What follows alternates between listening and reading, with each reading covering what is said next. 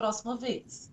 Sim. Precisa melhorar isso. As pessoas precisam conhecer os direitos delas e compreender quando o outro está lutando pelos direitos dele, né? Isso aí, Dani. O Adley levantou a mão, pode falar.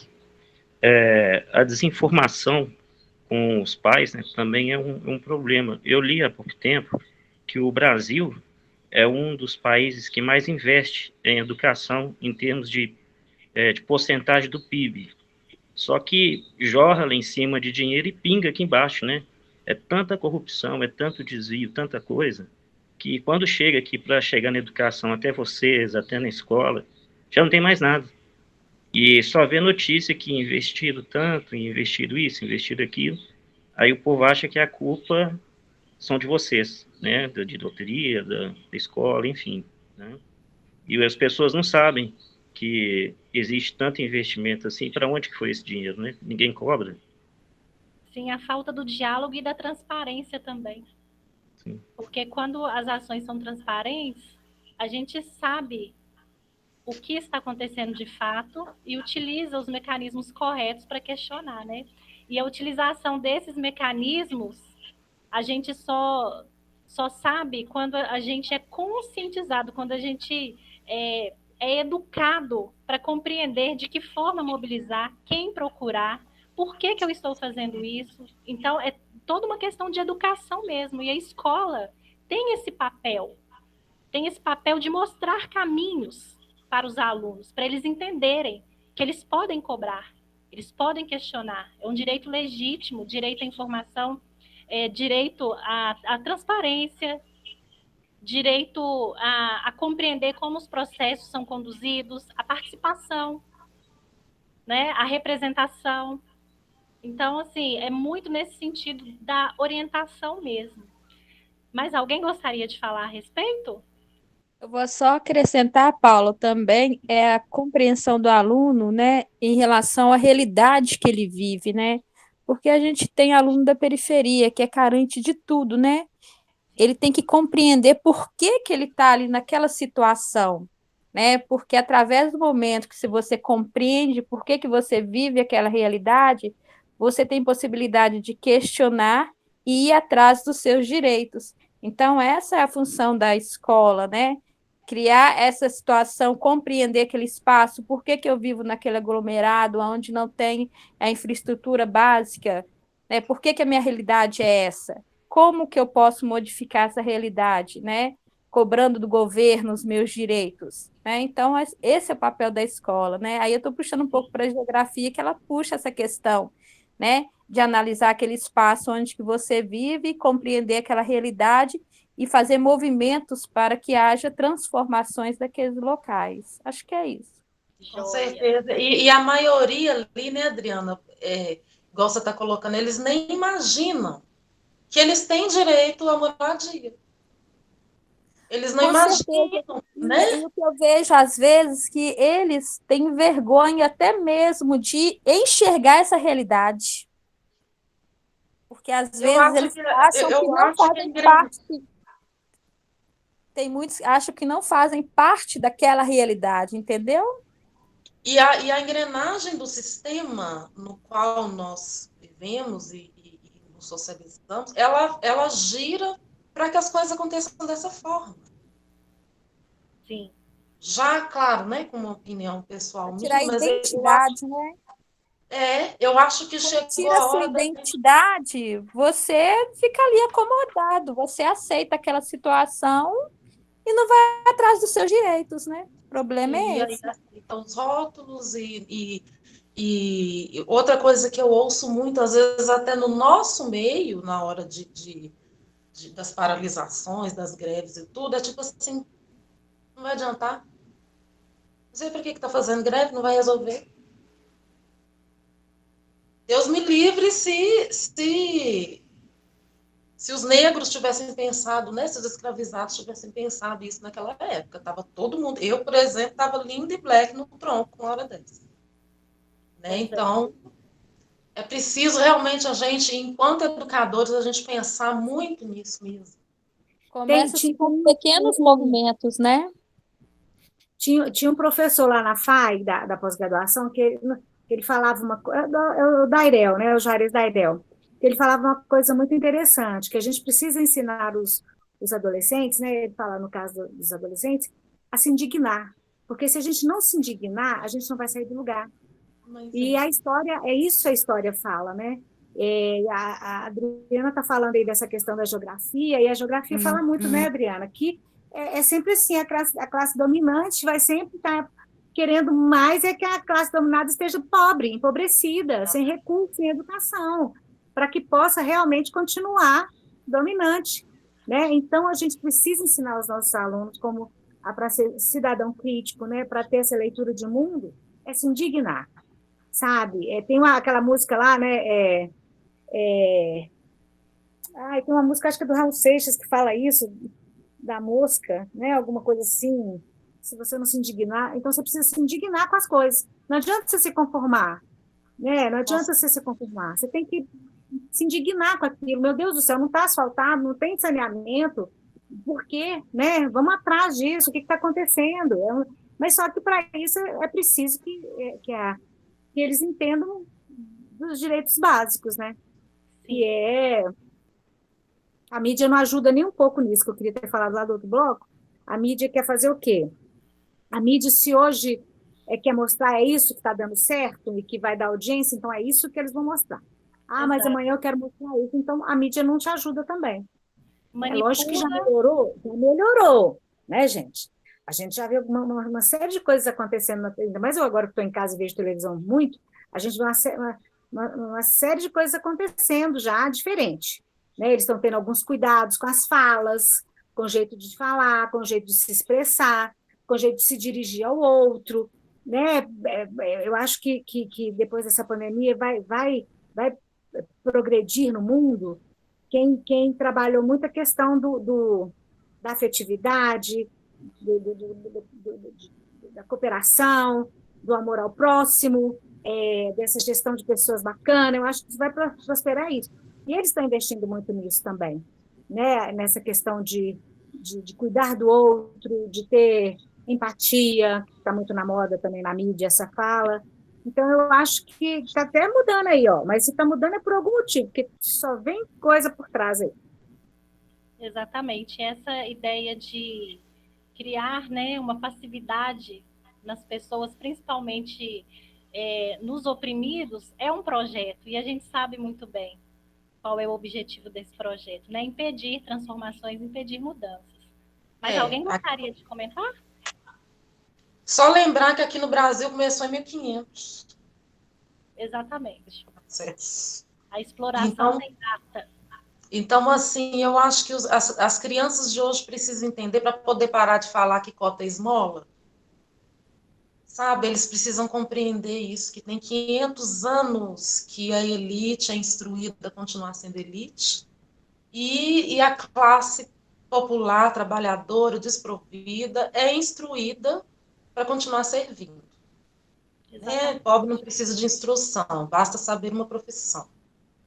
Né? E, Daniele, essa pauta aí da cota, a gente pode até abrir depois uma outra reunião, um outro encontro, para a gente falar disso com os adolescentes, porque isso é muito importante. É muito importante. A gente sabe, né, sobre essa questão, mas se a gente conseguir alguém que possa vir falar até melhor sobre isso, possa dar esse tipo de explicação dessa questão das cotas raciais, dessa equiparação e tudo, isso seria muito bacana. Isso a gente pode abrir até uma outra pauta, porque isso é um assunto muito importante.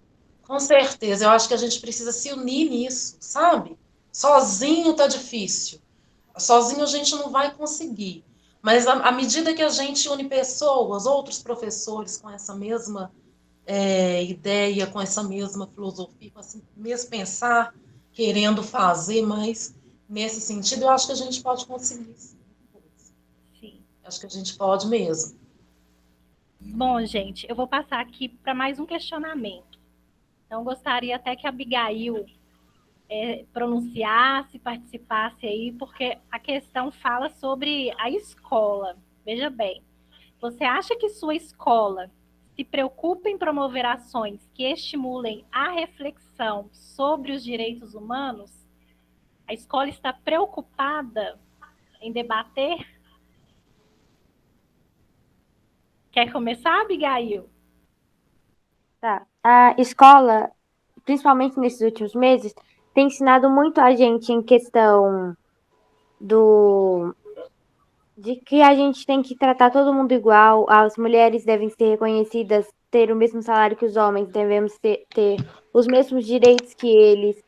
Todo tipo de pessoa é igual, independente de cor, gênero e sexualidade, tudo todo mundo tem que ter o mínimo direito básico, não só pessoas cis, brancas, ricas que têm que ter a elite formada nessa sociedade. Joia. Alguém mais gostaria de falar? Salvou o nosso dia, hein? Ela salvou o nosso dia. Vamos continuar. Salvou mesmo, achei bonitinho demais. Vocês estão, ó, de parabéns, adorei isso. Orgulho. Arrasaram. Anderson levantou a mão. Sim. Pode falar. Apesar de eu já estar com os meus 40 e alguma coisa, né? Eu também sou aluno, né? E o meu curso é EAD. E eu também gostaria de opinar que as pessoas aproveitassem o momento da escola para haver uma interação mais humana e menos líquida, né? Nós estamos vivendo hoje onde tudo é descartável com muita facilidade. Eu, por exemplo, sou o mais experiente da minha turma, né? Eu estou em uma turma que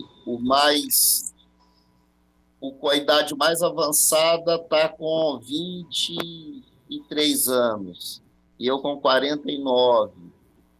E é muito interessante que, por ser EAD, nós temos vários fóruns de várias matérias, e a participação nos fóruns, quando é escrita, eu sempre comento na parte que cada um expõe a sua opinião, e eles nunca comentam na minha, porque os textos, na maneira que é escrito, hoje no WhatsApp, todo simplificado, ele tem resposta. E se você propõe uma discussão mais interativa, fora daquele padrão, daquela caixinha, que gera uma observação da realidade, fora daquela, né? Eu estou numa faculdade porque eu vou fazer um concurso público, tentando entender o nosso papel, você é taxado como o que está fora do contexto, né? A escola deveria unir mais e permitir essas discussões. Você não criar os grupos de segregação pelo seu status social, né? Eu, por exemplo, para ele, sou velho, e sendo que, se eles permitissem, eu poderia acrescentar muito pelas minhas vivências, e não só responder o copia e cola do Google, né?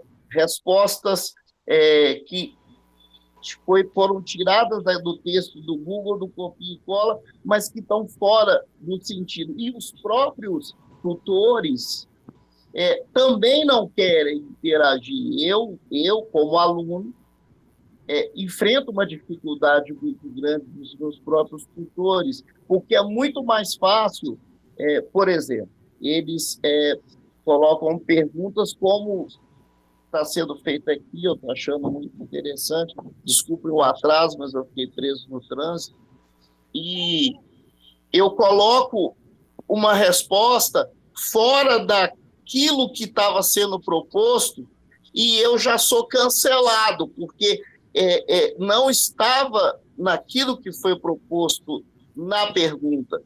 mas, na verdade, fiquei um pensador diferente da questão. Então, eu percebo uma carência muito grande hoje do aluno conseguir expor o seu sentimento se ele for diferente da maioria, né?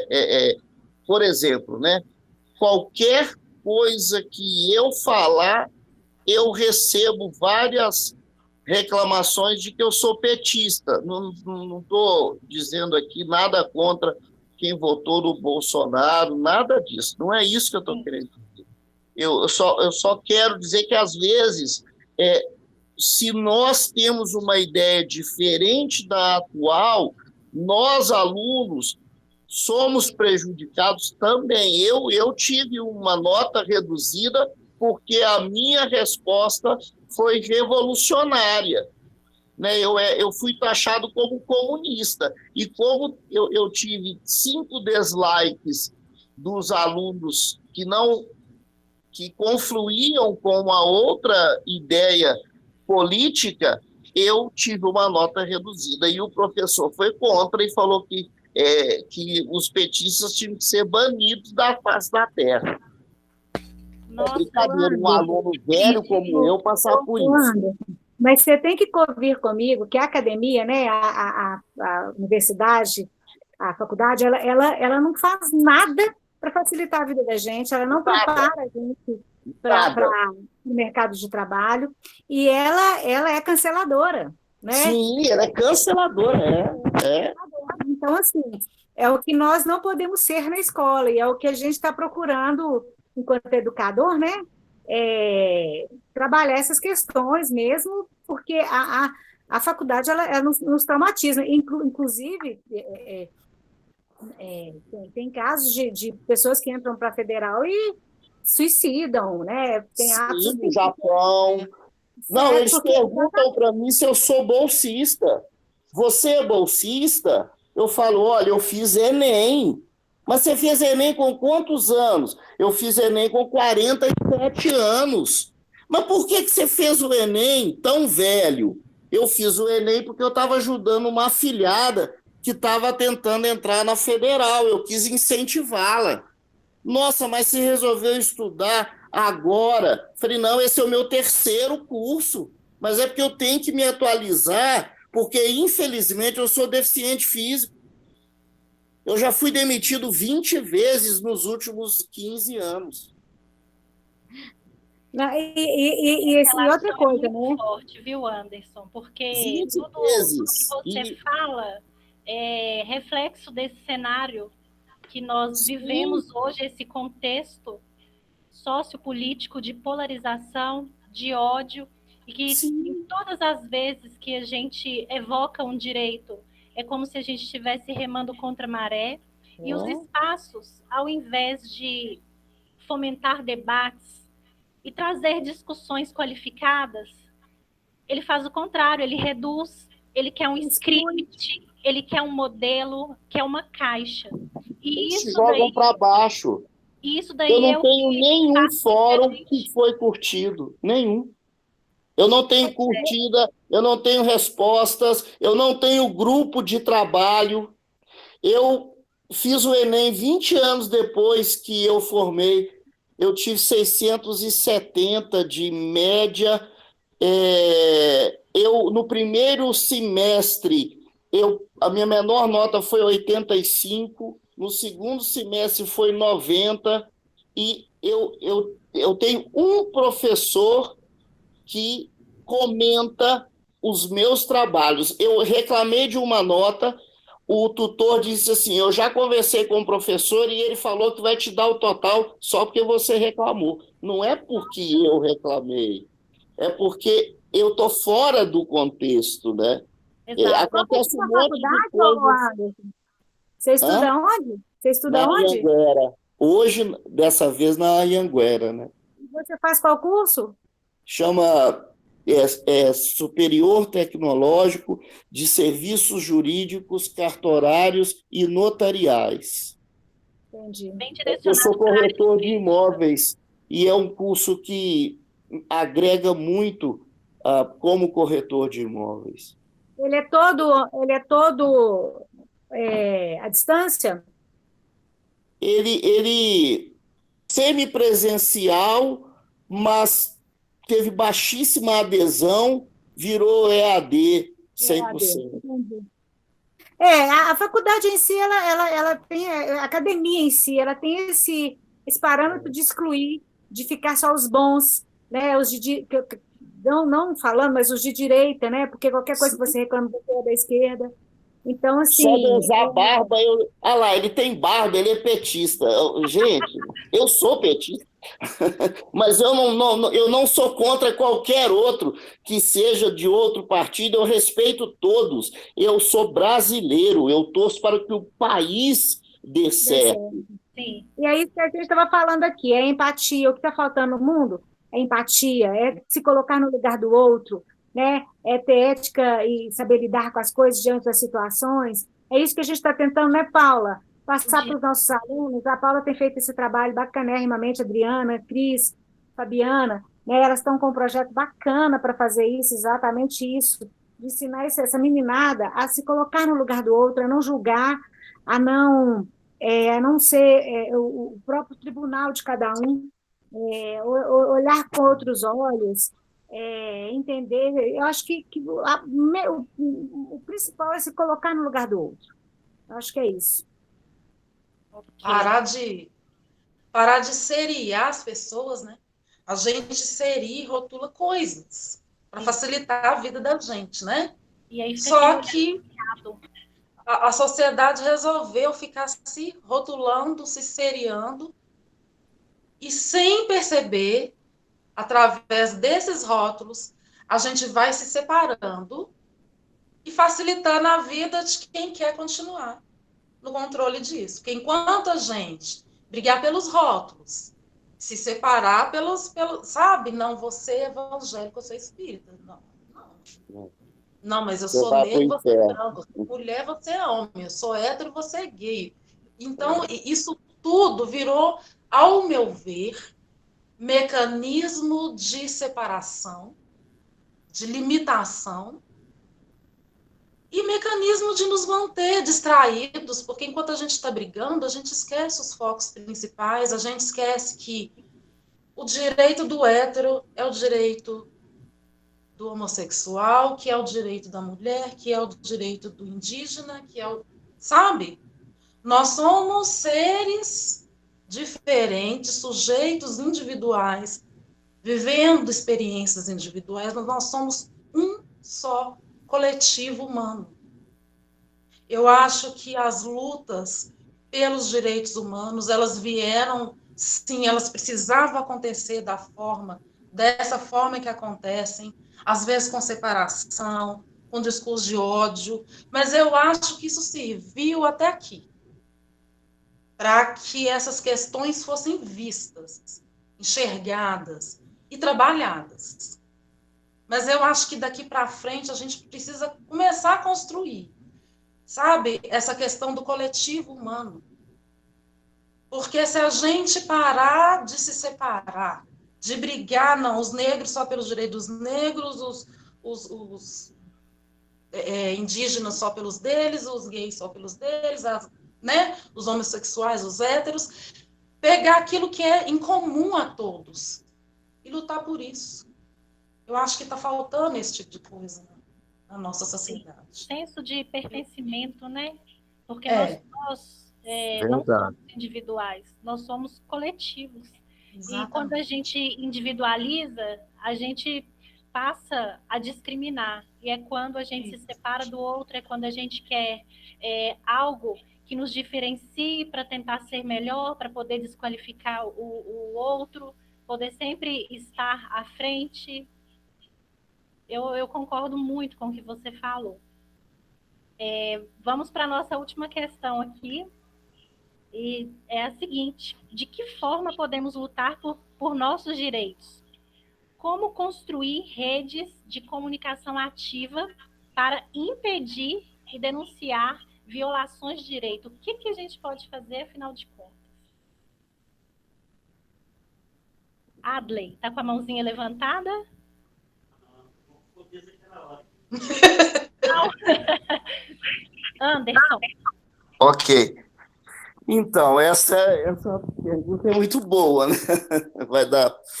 Vai permitir que a gente troque muitas ideias. Se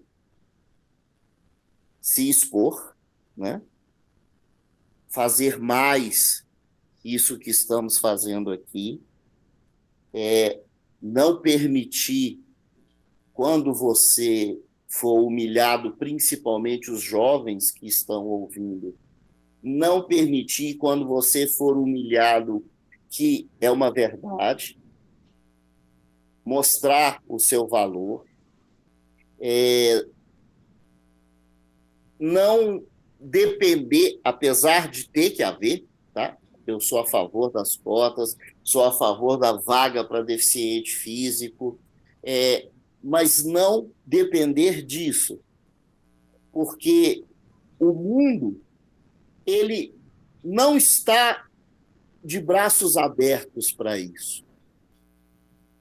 Ele te recebe, mas na primeira oportunidade ele te dispensa. Ter atitude. Eu, graças a Deus, já fui demitido, sim, por convicções políticas. Eu, graças a Deus, já fui demitido, sim, por não querer ser corrupto, por não querer aceitar uma vantagem ilícita, mostrar que vale a pena ser honesto, mesmo que em Brasília os políticos não estão sendo, mostrar que existe um Deus, independente da maneira que ele é interpretado, existe esse Deus. O ser humano precisa ter um ser superior, que nem precisa chamar Deus, mas o ser humano precisa de algo para se agarrar, estudar, não parar de estudar, respeitar o professor. Eu sou de uma época... Tá bem baixinho, Anderson, seu áudio? Meu áudio tá baixo? Agora ficou bom. Ah, tá. Eu sou de uma época que o professor, quando entrava, a gente levantava. Eu estudei no Colégio Tiradentes, da Polícia Militar, fui quase expulso de lá várias vezes, que eu era bem bagunceiro, não tenho orgulho disso, mas a gente levantava quando o professor chegava. Para falar com o professor, a gente levantava a mão, a gente não desrespeitava o professor, a gente buscava o entendimento. Então, aos jovens que estão estudando, como eu, que já não sou tão jovem, estudem, mas entendam o seu papel como agente de mudança. Tem tempo ainda. A Dani disse muito bem, ainda dá tempo.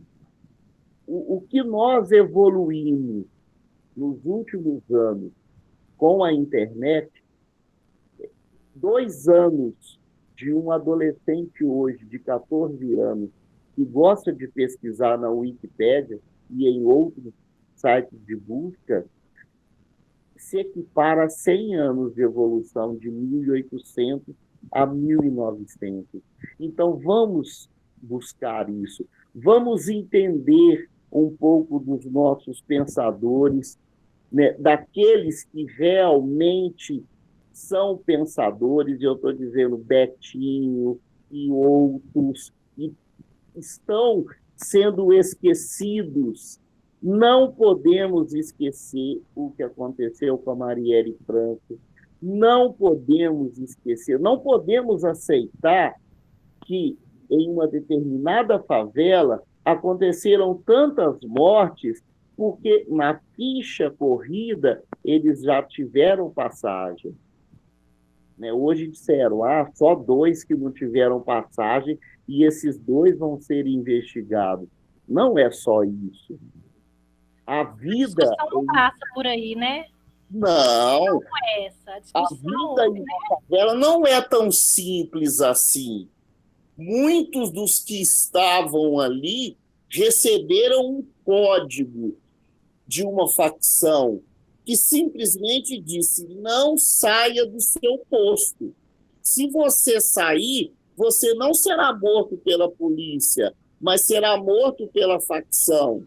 Este que não saiu do posto e foi morto, possivelmente pela polícia, não estou dizendo aqui, não estou julgando ninguém, ele não teve opção. Ele pode ter sido tirado de uma escola, ele pode ali, como o Racionais diz, quando ele fala da música do Guina, que o Guina poderia ter sido alguém de cargo alto em uma empresa, mas ele não teve opção. O Guina teve um pai bêbado, e este pai, o Guina, dos Racionais, era negro. O pai dele era negro. Ele não teve essa escolha. Eu fazia evangelização na favela do Cafezal. Minha mãe foi professora há 20 anos na creche das Rosinhas, na rua Pouso Alto, na Serra. E nós levávamos a palavra de Deus aos domingos. E o último evento meu era uma praça que existe lá até hoje.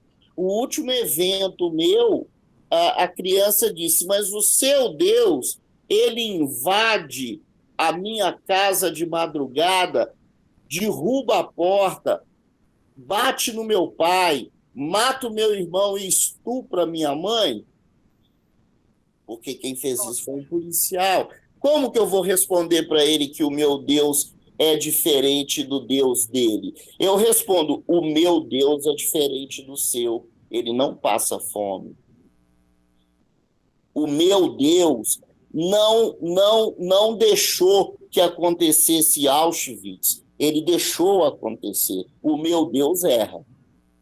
O meu Deus permitiu que este policial estuprasse a sua mãe. Infelizmente. Infelizmente, a palavra de Deus também precisa de uma adaptação. Só que vai ser muito difícil a gente conseguir isso. Porque hoje, se o Papa Francisco fala o que fala, ele só não foi considerado herege no ano passado porque acho que Deus não quis. Tem muitos pastores que tiram pessoas que estão para ser mortas pelo tribunal do crime. Então, se nós não colocarmos para os jovens que talvez Deus erra e talvez Deus acerta, se nós colocarmos só que essa é a palavra e ela você tem que acatar, para mim também está errado. Eu acho que a gente tem que entrar numa favela e entender o que eles estão passando antes de pedir que o poder público faça sua parte, porque tem muita coisa que está por baixo do tapete e a gente está deixando passar. Não era para estar morrendo tanta gente de Covid. Se nós olharmos todas as epidemias que nós tivemos no mundo, nós tivemos necessidades. Quando os espanhóis invadiram, né, nós temos a professora de geografia, que é a Abigail, nós temos geografia. Geografia, Adriana. Abigail é a nossa aluna. Ah, que ótimo. E é geografia. Isso, Adriana, geografia. Quando os espanhóis invadiram, uma das estratégias para matar os indígenas foi contaminá-los, não é verdade? Porque como os indígenas não tinham a imunidade, os espanhóis sabiam que eles morreriam. Então, será que nós também... Porque eles não tinham imunidade, né? Então, eles utilizavam. Não é verdade? Verdade. E os Cheyennes, nos Estados Unidos, também morreram da mesma forma, não foi? Em relação aos Estados Unidos, eu não tenho informação, mas em relação ao Brasil e alguns países espanhóis, também teve a questão de que já tinha as armas e os cavalos também contribuíram para poder matar, né? Nas Exatamente. guerras que tinham. Quando a peste negra chegou, eles culparam os pobres. Né? Quando a AIDS chegou, eles culparam os homossexuais. Então, nós precisamos entender esse modelo atual e falar para os nossos alunos. Eu não sou professor, amo a profissão de professor, porque eu sou palestrante para casais e para noivos. Não sou tão procurado, porque eu tento trazê-los para uma consciência crítica. Nós temos que dizer para os nossos alunos, olha, dá para fazer. Então, acho que eu estendi demais, desculpa se ferir algum credo, a intenção não é essa. Eu acredito em Deus, eu acredito em Jesus como meu Salvador, eu só não acredito em imposição, porque a única coisa que Jesus trouxe para a gente, e que nem sempre é falado, é que ele foi um revolucionário e que ele pregava a paz. E se ele tivesse numa favela, ele teria sido morto também. É isso. Ok.